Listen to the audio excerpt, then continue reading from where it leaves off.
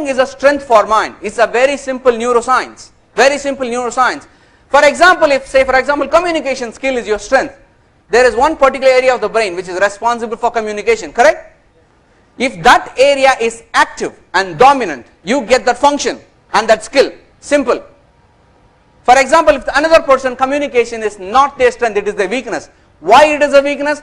Again, it's a very simple neuroscience. That area is very low active or subactive, suboptimal or not even active. So they are unable to get that particular skill. Mathematics. How many of you are very good in mathematics? நிறைய பேர் விழுந்து டியூஷன்லாம் போனோம்ல +2 ல 10th ல தள்ளிலாம் விட்டு கூட we have not scored centum. Why? There are some guys will just happily go and get centum. Because for them that particular area which is responsible for mathematics is very strong. Some people public speaking is very strong. So some people leadership skill is very strong. Why? Because that area is active. I am putting the neuroscience in the most simplistic way. Please understand this. It's little much more complicated than what I am explaining to you. You will not understand anything if I tell you the technical jargon. Are you all with me? Now at this, if you have listened to me properly, one question should have come into everybody's mind. Why only one area of the brain is very active, thereby that is my strength? Why the other area is not active? Anybody can answer? Anybody, do you know the answer? Why? Why only one area is active, so I am getting that strength, the other area is not active? Anybody? Do you know why? Environment. Okay, very good. Any other answer? What? You say pandradilla. Apro, we are not using it. We are not trying. Okay. But let me, these are all still jargons, you know, MBA jargons. Need-a. Need is not there. Somebody says need is not there, so that area is not active. But let me tell you, the nature is very simple. This is a product of nature. The functionalities inside is also very simple. Let me tell you in a very simple way. Why some area in your brain is active and why the other area is not active is simply because the place where it is active, there a lot of blood is flowing. The place where there is no activation happening, blood is not flowing that much. What does blood carry? Oxygen. From where do we get oxygen? From outside, through our breath we take in oxygen, it goes to the brain. So it's simply put, a neuroscience simply put, wherever oxygen is delivered in the brain, that area is active. Wherever oxygen is not delivered, that area is suboptimal or subactive. A very simple neuroscience put together here. Okay. Very simply put here. I am giving in a very simple terms here because but still it's very complicated to understand. Everybody understand this? If you have understood, the next question should have come. I have never told my blood to go straight, take a left turn and deliver here. I have not asked it to take a U-turn and deliver here. Have you said that? In sleep have you said that by mistake? No. We have not said that. Then why the hell this is happening inside my system? Any answers? Any answers? Do you know why? Thoughts? Thoughts, okay? Let me tell it very simply, again, to cut short the time, which has been said by our own ancestors of this country, thousands of years back, which is again proven after investing billions and dollars by the neuroscience community. They have come to one simple scientific conclusion, that the way we breathe determines which portion of the brain has to get activated.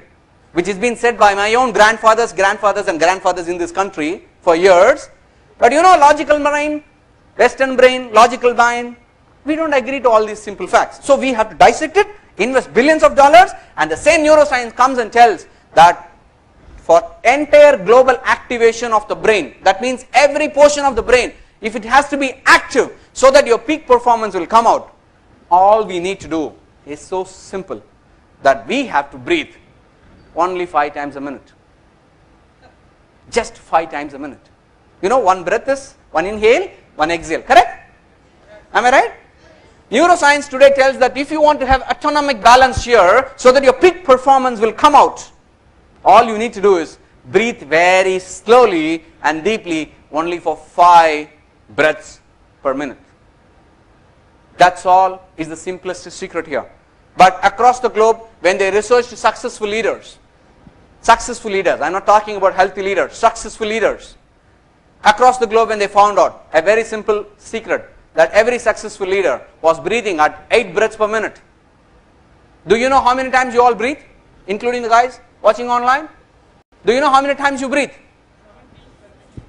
17 per minute. An average Indian citizen is breathing 14 to 20 times a minute. 14 to 20 times. When you breathe faster, it means you start inhaling and exhaling faster and faster. The more you breathe faster, your heart fellow, no, the pump fellow, starts beating faster. What is the number of beats per minute? 72. It means in 1 minute, my heart is pumping 72 times. Lub and dub 72 times. Am I right in saying? If the same heart, if you're breathing faster, it has to beat faster. It means 85, 90, it keeps on increasing as your age increases. So starts beating faster and get conditioned to the beat. It means the heart doesn't completely contract and doesn't completely relax. So in the same 60 seconds, instead of complete 72 times, it starts beating half contraction, half relaxation. So neither the blood is completely pushed out, nor it is completely filled. And if you look, ironically, the heart is positioned here, the brain is positioned here. Against the power of gravity, the heart has to push the blood to intricate parts of the brain. Now, this portion of the brain, which is called the prefrontal cortex, which is the most important part as a managerial function, it's called the executive brain. This portion is not the front side of your brain. This is the back portion of your brain. The brain is evolved from here to here.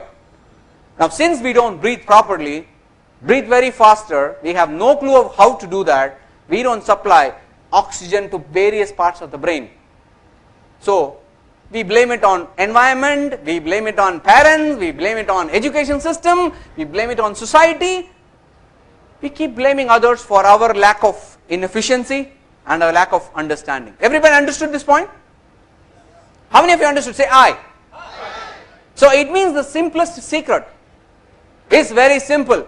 The profound secret is very simple. Across the globe, every leader who became successful in his profession, personal or professional, anywhere, he was breathing very slowly and deeply. The biggest secret in the world is this. You don't get this secret anywhere in the books. There is no book written like this. It's my personal research, and I have researched 3,300 leadership studies across the globe. And it all says various traits and competencies, but only a handful of few literatures talks about breathing. And because it's very subtle, we ignore it. So can we all breathe slowly and deeply? Can we all do that? Sure? If that's the case, then I have a simple question to you. Now 1 minute, how can? Let's get, you have heard the theory part so far, correct? Everybody clear on the concept and theory here? Yes. We will practice now. We will do a demo session here. We will actually practice it live here in this hall and watching live. Everybody can do that. Can we all practice it? Yes. You heard the theory. Can we all do it practically here right now? Yes. 8 breaths per minute? Yes. Any human being in the world can do 8 breaths. 5 breaths is very difficult, let me tell you. You can't do that. Huh? Without practice, you can't do 5 breaths per minute. But with practice, you can reach even 3 breaths and 4 breaths. But I always suggest, as managers, stay at 5 breaths and 6 breaths. And depending upon the number of breaths, even the job profile can be done. A CEO, a company head, always breathes very slowly at 5 or 6 breaths per minute. Because when you do 5 or 6 breaths per minute, only your strategic thinking and conceptual thinking and ideas keep flowing. You can't execute. You will not execute at that time. Your thought will be very high. Very interesting ideas will flow. But if you are the low end level of operations guy, then you have to breathe at 8 to 10 breaths per minute. Because then only you can execute, you can make decisions, make emotional decisions faster and get the sale done. So depending upon what kind of a role you are playing, you can shift the breath pattern, the very simple stuff. If you just shift the breath pattern, you can become absolutely phenomenally successful. So can we all practice 8 breaths now? All of you are ready? Guys watching online, are you ready? Then all of you sit straight. Please sit straight. Keep all your baggage and luggage. No need for any of those things. Before I give you the technique,